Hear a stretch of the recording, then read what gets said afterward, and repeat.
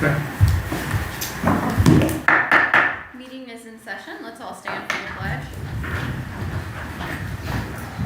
I pledge Allegiance to the flag of the United States of America and to the republic for which it stands, one nation, under God, indivisible, with liberty and justice for all. Greg, roll call, please. Here. Councilmember Campbell, Here. Councilmember Ring, Here. Councilmember Mays, Here. Councilmember Barnhart, Here. Councilmember Bahi, Here. Councilmember Huntsman. Here. All right, everyone is present and accounted for. All right, so we will go on with public comment. And Delbert, welcome to the meeting. Do you have anything to hear tonight? Has anybody decided what you're gonna do up here with the improvements and stuff? You know where you're at on that, like brick wall or brick stone? Well, we're gonna go out to bid with a couple of options, so we'll see how the bids come in. So it could have some brick, it's not gonna have a lot of, it won't be all brick for sure. There could be brick in the sidewalk, there could even be brick where the parking spots are, but the streets will not be brick. There probably won't be brick on the crosswalks either. It just depends on how the bids come in. And what about the flower pots and all that stuff, the flower? There will be some greenery, there won't be any large trees, but there You're not will gonna be lose many greenery. parking spaces? No, that's not gonna take up parking spots. That'll be on the corners where it bumps out for the turning radiuses. Did anything get worked out with Jesse McKenzie? That's in process. It hasn't closed yet, but So yeah. he's gonna do something? Yes, that will be where the visitor center will be. So there will be a business center? A visitor center. Business center? Okay, well, that's all I got. All right, thank you, Delbert. And I believe we have Jason Hammond on the agenda for tonight. However, he had a last minute hiccup that came up, so we're gonna push him to the next meeting for the group. And then we will go into general business, and on page 2 of your agenda, you see the council meeting minutes from March 27th. Take a look at that.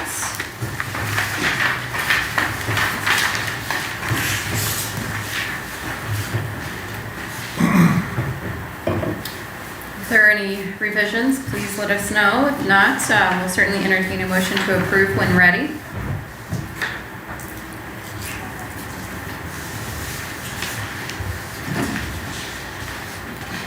I'll make a motion to approve. Councilmember Bahi has made a motion. Is there a second? Second. Second by Councilmember Ring. Greg, roll call. Councilmember Campbell, Yes. Councilmember Ring, Yes. Councilmember Mays, Yes. Councilmember Barnhart, Yes. Councilmember Bahi, Yes. Councilmember Huntsman. Yes. All right, motion passes. Thank you, Greg. On page 5, again, another work session meeting minutes from April 10th. So take a look at those. And once ready, we will entertain a motion. If there are any revisions, please let us know that too as well.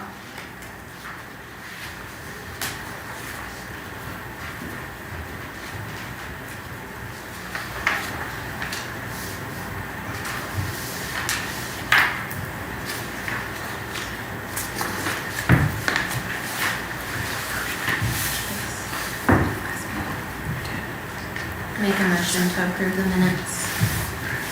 I apologize, I missed that. I'll make a motion to approve the minutes. Councilmember Huntsman has properly made the motion. Is there a second? No, second. Seconded by Councilmember Campbell. Greg, roll call. Councilmember Campbell, Yes. Councilmember Ring, Yes. Councilmember Mays, Yes. Councilmember Barnhart, Yes. Councilmember Bahi, Yes. Councilmember Huntsman. Yes. All right, motion passes. Thank you. On page 8 of your packet, this is a second reading of our gravel delivery service. So Councilmember Campbell, can you read this by title for me? Sure. An ordinance establishing a gravel delivery service for Georgetown utility customers. All right, Travis, remind us again. So this is just outdated. It's costing us more now than what the fee is for delivery of the gravel. I think it's gone up considerably, so I think we were only charging 20 before, so this will adjust it to where we're not losing money when we deliver gravel. What's the new fee on that? Is it $50? 50, yeah. 50, okay, all right. So it was a second reading. If we wish to put this into action, I just need a motion. I'll make a motion to approve. Councilmember Mace has made the motion. Is there a second? I'll second. Seconded by Councilmember Campbell. Greg, roll call. Councilmember Campbell, Yes. Councilmember Ring, Yes. Councilmember Mays, Yes. Councilmember Barnhart, Yes. Councilmember Bahi, Yes. Councilmember Huntsman. Yes. All right, and that will be ordinance number 1393. 1393, ordinance number 1393, and motion passes. All right, page 9, another ordinance. Councilmember Campbell, can you please read that by title? Yeah. An ordinance making a supplemental appropriation for the village of Georgetown, Brown County, Ohio. Travis? I'll let Greg. Greg? Refer to Greg on this one. Well, the first one had to do with uniforms, I believe bulletproof vest to the exact, Sean has secured a grant, and we would receive the money back, but we do have to pay the grant up front, so we were gonna appropriate the money to pay for it. That way it didn't come directly out of Sean's budget to make things difficult on him or anything like that. And then the other, second part is for the courthouse square project. We had to create a fund where we put the grant money that we received for that money. So in order to create that fund, we had to have council approval for that. All right, so just, first one's for a grant, and the second one is for the project that's going on around the square, just a parking spot for the money. So, any questions on that? I'll move to make a motion to approve. Councilmember Mays has made a motion. Is there a second? A second. Seconded by Councilmember Barnhart. Any further discussion? If not, Greg? Councilmember Campbell, Yes. Councilmember Ring, Yes. Councilmember Mace, Yes. Councilmember Barnhart, Yes. Councilmember Bahi, Yes. Councilmember Huntsman. Yes. Alright, and that will be ordinance number 1394. 1394, motion passes. Thank you. All right, and then finally on page 10 of your packet, there's a special duty pay ordinance. Councilmember Campbell, if you could read this by title. Yep. A resolution adopting a special duty pay policy for employees providing mutual aid assistance for the village of Georgetown. Travis? So occasionally we will have a request from another municipality, and that may require travel and expenses. So when we get these requests for our public works, say our electric department to respond to a tornado that happened in northern Ohio, we work with AMP, and they kind of manage these, and we have to have something on file to allow for the employees to be paid at a special wage. Otherwise, they get paid at the normal wage. And it's unfair for them to make that commitment and not get double time like everybody else is getting paid. So this allows for us to submit that to AMP, and then they'll keep that on file, and then when employees are requested to respond, they'll get paid at double time wages. And then it also specifies in there how to manage their per diem and room costs and all of that, so. May I ask a quick question? Yep. on that? So does that come from us, or is that paid back through AMP or the other municipality that they're serving? Or how does that work? Or So we pay it up would- front and then Yeah, it would initially be paid by us, and then they would reimburse. reimburse? Okay. Is this pretty common? Like, is this the norm? It does happen, yeah.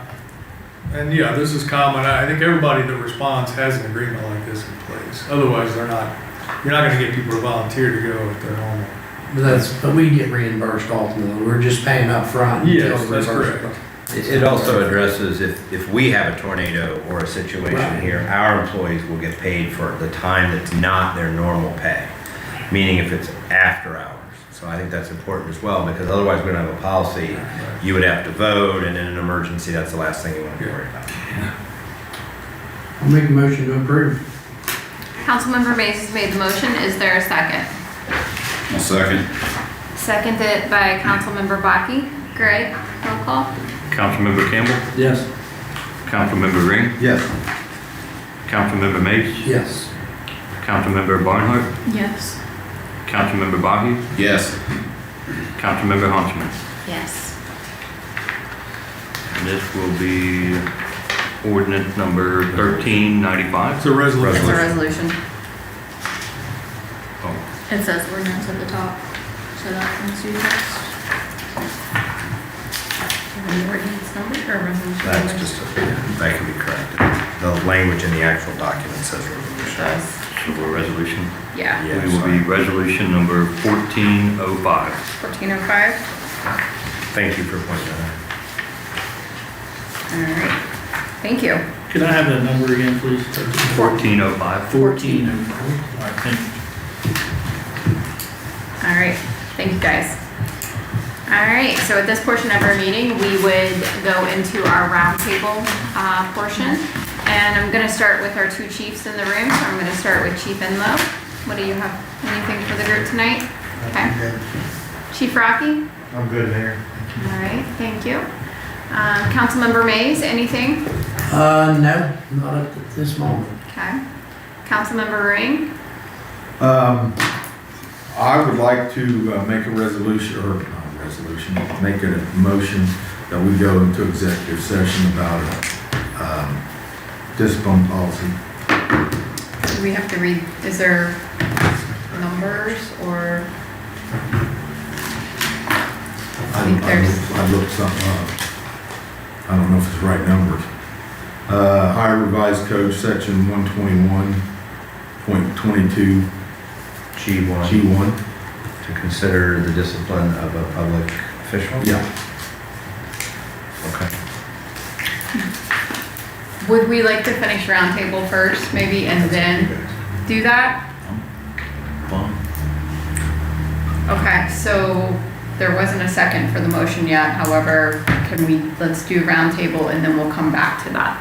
Is that, everybody okay with that? Okay, all right, Tony, anything additional in roundtable? No. Councilmember Baki? I have nothing. All right, Councilmember Barnhart? Nothing. Nothing? Councilmember Huntsman? Nothing. Okay. Councilmember Campbell? I do not have anything. All right, Administrator? Couple things. Wanted to touch on the status of the new playground equipment. We did meet with the company who installed the playground equipment, and we primarily were looking at the concrete boundary, which was not really done to our satisfaction. They agreed. They used a company that was not their normal company for that, and so they ripped that out, and it was actually poured yesterday, or I think it was poured yesterday morning. So they've redone that. I did look at the boundary for the one that was done in Bethel, because I was thinking it was a little more rounded, but it's exactly like that. So the reason why it looks, I think it stands out, is because of the height of it, but we will be filling that in on the outside and backfilling that so it'll look fine once it's completed. I also contacted our liability insurance. They have a risk assessment who is a licensed playground safety inspector, so she was coming through yesterday morning.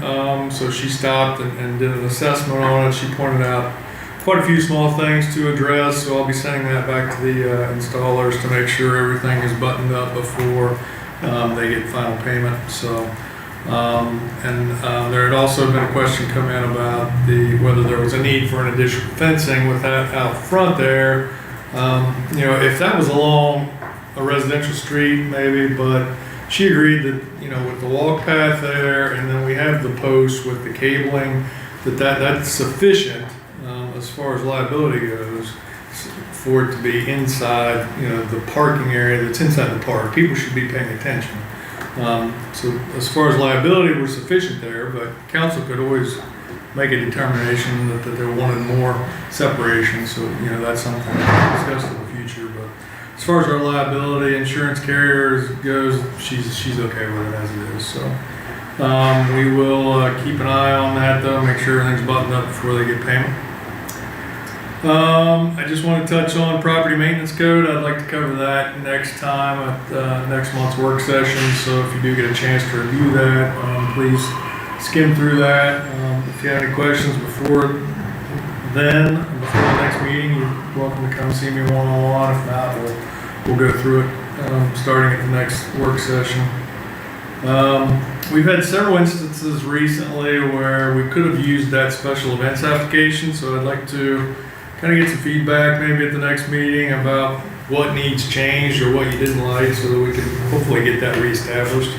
We have a 5K run that's coming up soon that would have been very helpful to streamline the process, make sure everybody was on the same page, make sure all the safety forms are filled out. So, I think it would really benefit to have that in place.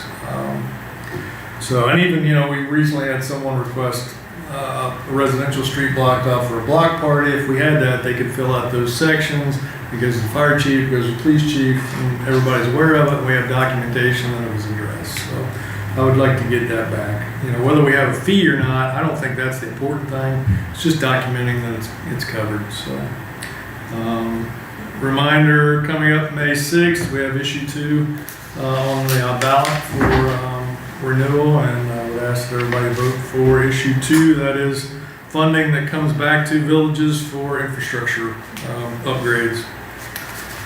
There are 2 bills on at the State House that I may be going to Columbus to speak on behalf of the village for. One is ODOT, having them take over the repair and maintenance of state highways that go through villages, so that'll be coming up. I think that's next week, so yeah, that's next Tuesday afternoon, so I will submit my written testimony on Monday, and then I'll travel up there and speak on behalf of the village for that, because I think that that ODOT should maintain the streets as it goes through the village, just like they do for townships. So unless anybody objects, I will be going up for that. And then there's also legislation that I'll be going up to oppose here in the next few weeks about replacement levies. They're trying to abolish replacement levies. So, a lot of times we'll have renewal levies, which just renews at the same millage and the same valuation as that first year. So over time, a renewal rate, you're losing money because property values increase.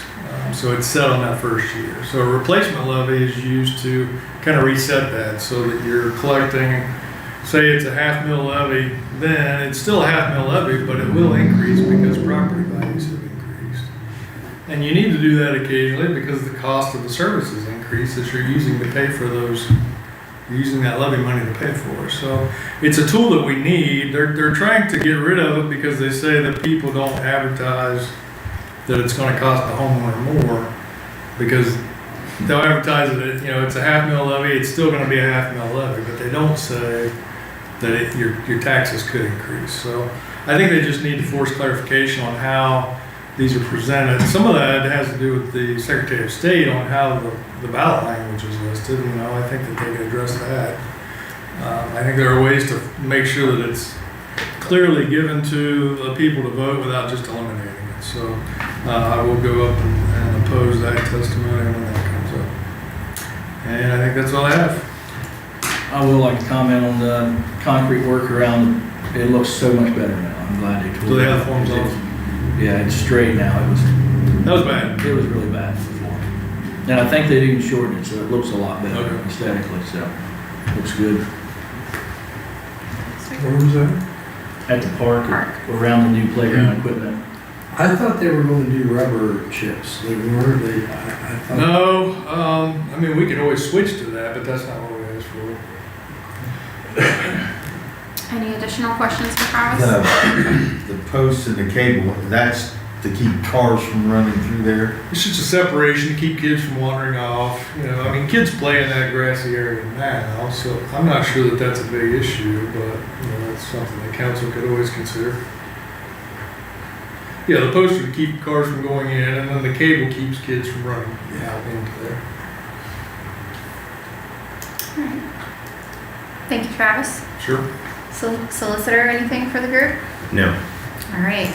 Tony, we are back to you. If you can read your executive session, and then we just need a second.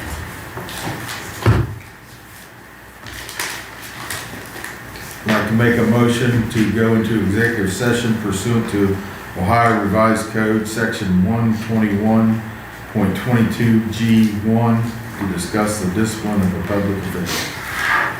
Councilmember Ring has properly made a motion. Is there a second? I'll second. Seconded by Councilmember Hoxelman. Roll call.